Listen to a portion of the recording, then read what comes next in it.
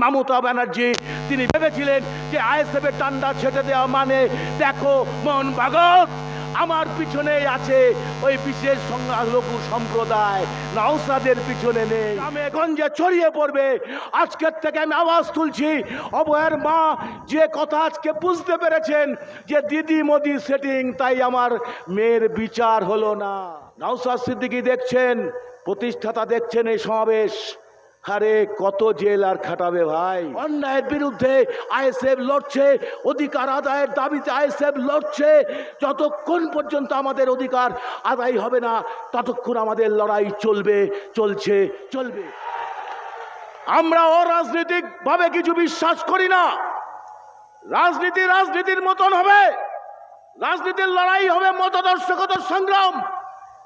কিন্তু যারা এই অভয়া কাণ্ডকে সামনে নিয়ে হাজির হয়েছিলেন, যে এই তিলোত্তমার বিচারে কলকাতার রাজপথে ঝান্ডা ছাড়া মানুষের জনজোয়ার ঘটেছিল 14ই আগস্ট সারা পশ্চিমবঙ্গে, কিন্তু গতকাল আমরা লক্ষ্য করলাম যে অরাজনৈতিকভাবে লড়াইয়ে কখনো জয় ছিনিয়ে নিয়ে আসা যায় না।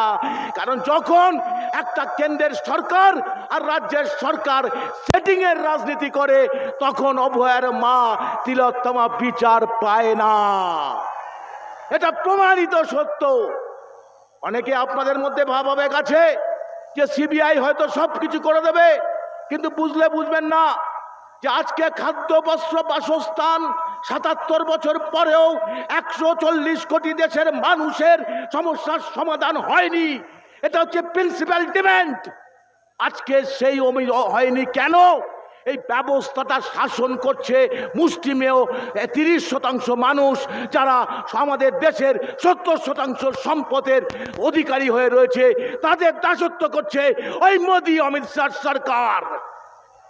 আর মোদি অমিত শাহ সরকারকে সমস্ত রসদ যোগাচ্ছে মমতা ব্যানার্জি, এই তৃণমূল।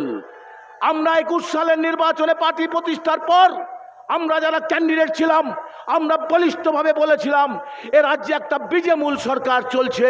কোনোদিন এখানে আপনারা যদি তৃণমূলকে না হাঁটাতে পারেন, বিজেপি পরাস্ত হবে না। বিজেপিকে মূল শত্রু, সেই বিজেপিকে আড়াল করে রেখেছে এই তৃণমূল সরকার। তাই আজকে যাতে বিজেপি বিরোধী যে অধিকার সমাবেশ, কেন্দ্রের সমস্ত কালা কানুনের বিরুদ্ধে যে অধিকার সমাবেশ, সেই অধিকার সমাবেশকে টানা ছেটে দেওয়ার চেষ্টা করেছিলেন মমতা ব্যানার্জি। তিনি ভেবেছিলেন যে আইএসএফের টান্ডা ছেটে দেওয়া মানে দেখো মোহন ভাগত আমার পিছনে আছে ওই বিশেষ সংখ্যালঘু সম্প্রদায়, নওশাদের পিছনে নেই। কিন্তু আজকে আমরা সমস্ত রেস্ট্রিকশন মেনে নিয়ে এই সভাকে করতে এসেছি। এখানে আমরা যুদ্ধ করতে আসিনি, এখানে আমরা লড়াই করতে আসিনি, আমরা অধিকারের আওয়াজ তুলতে এসেছি। সেই অধিকারের আওয়াজ তুমি যতই চেষ্টা করো মাননীয় মমতা ব্যানার্জি, আরএসএস এর দালাল আর রুখতে পারবে না। গ্রামে গঞ্জে ছড়িয়ে পড়বে। আজকের থেকে আমি আওয়াজ তুলছি, অভয়ের মা যে কথা আজকে বুঝতে পেরেছেন যে দিদি মোদি সেটিং, তাই আমার মেয়ের বিচার হলো না। এটা বুঝেছেন, আপনারা দেখেছেন। আমরা তো বলেছিলাম, তাহলে কাজটা কি? শুধু কি অভয়ের বিচার? আজকে যতক্ষণ পর্যন্ত স্বাস্থ্য দপ্তরের মন্ত্রী পদত্যাগ না করছে, ওই স্যালাইন কাণ্ডে বিষ মিশিয়ে মেরে ফেলা হচ্ছে। জানে না মাননীয় মমতা ব্যানার্জি আজকে আইএসএফ এখানে সমাবেশ করবে, এটা উনি জানতে পারে। তার জন্য রাজ্য সরকারের উকিল দাঁড় করিয়ে এটাকে বাধা দেওয়ার চেষ্টা করতে পারেন।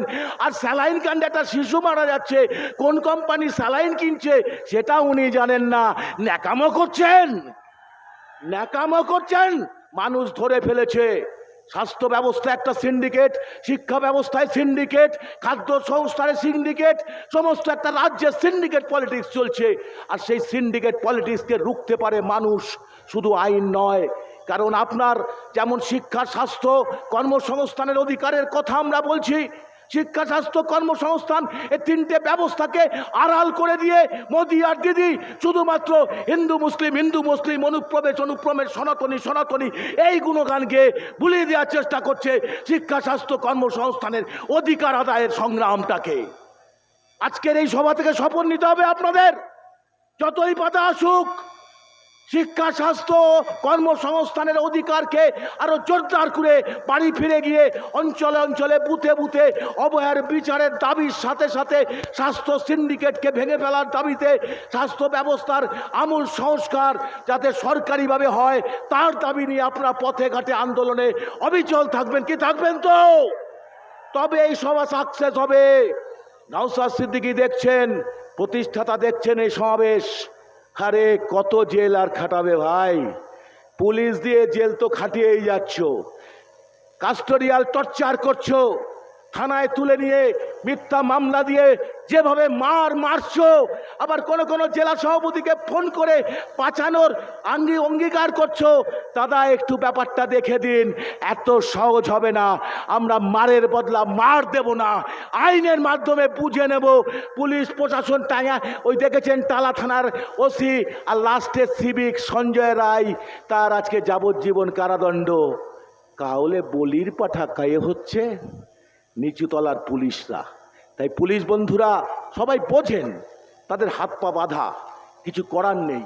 কিন্তু আমি এইটুক বলবো, অন্যায়ভাবে আইএসএফের কর্মীদের মিথ্যা মামলা দিয়ে কাস্টোডিয়াল টর্চার যদি করেন, আইএসএফ হাইকোর্টে তুলে ছাড়বে আপনাদের। আবার বলছি, যতই বাধা দিন আইনে বুঝে নেব। মিথ্যা দিয়ে কাস্টোডিয়াল টর্চার বন্ধ করুন। পুলিশ মহোদয়কে বলছে আইনের পথে তুলুন।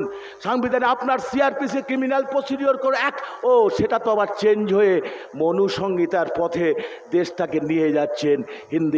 হিন্দুস্তান একটা মনু সংহিতা ব্রাহ্মণ্যবাদী ব্যবস্থা কায়েম করার দিকে এগোচ্ছেন। তা ওটা চেঞ্জ হয়ে গেছে ন্যায় সংহিতা, আর সেটাকেই মদত দিচ্ছেন মমতা ব্যানার্জি। তাই জন্য আমি বেশি সময় নেব না, অনেকে বক্তা আছেন। শুধু আপনাদের কাছে একটা অনুরোধ করব, আইএসএফ আজকের এই সভা থেকে সমস্ত কর্মীদের কাছে আমার একটা বার্তা। রাত্রিবেলায় যদি পুলিশ যায় আপনার বাড়িতে, আপনি কখনো বেরোবেন না। কোনো ধরনের মেমো না নিয়ে যদি আপনার বাড়িতে যায়, আপনারা বেরিয়ে তাৎক্ষণিক থানায় পিরিত করতে যাবেন না। থানার পুলিশ অফিসার সাথে পিরিত বন্ধ করুন। পুলিশ কখনো বন্ধু হয় না, শাসকের দ্বারা পরিচালিত হয়। সে কিন্তু শাসকেরই দাসত্ব করে। তার মধ্যে কিছু পুলিশ থাকে, তারা চেষ্টা করে কিন্তু পারে না। তাই বলে আপনাদের কাছে বলবো, উইদাউট ওয়ারেন্ট কখনো দেখা করতে যাবেন না থানায়।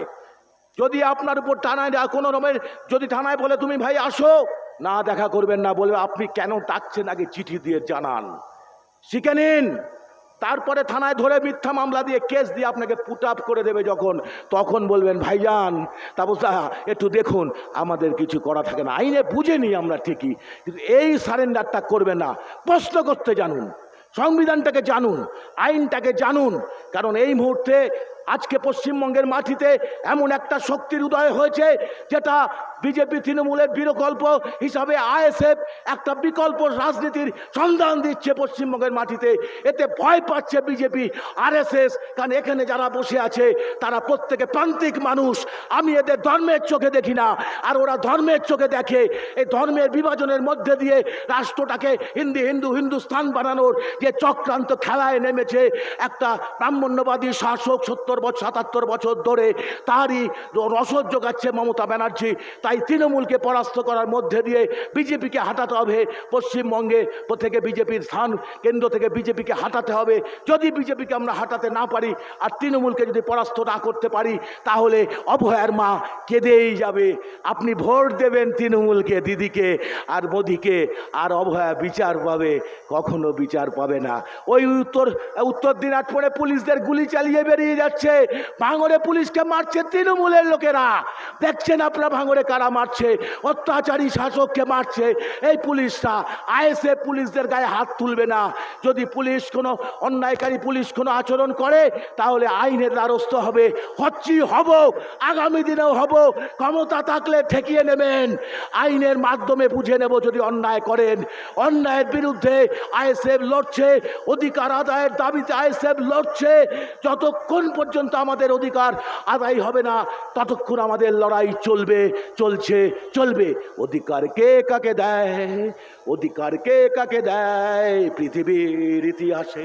কবে কোন অধিকার বিনা সংগ্রামে শুধু চেয়ে পাওয়া যায়? কখনোই নয়, কোনোদিনও নয়। অধিকার কেড়ে নিতে হয়, অধিকার ছিনে নিতে হয়, অধিকার রক্তে কিনে নিতে হয়। অধিকার কে কাকে দেয়? ইনকলাব জিন্দাবাদ, আইএসএফ জিন্দাবাদ, নওশাদ সিদ্দিকী জিন্দাবাদ। নমস্কার।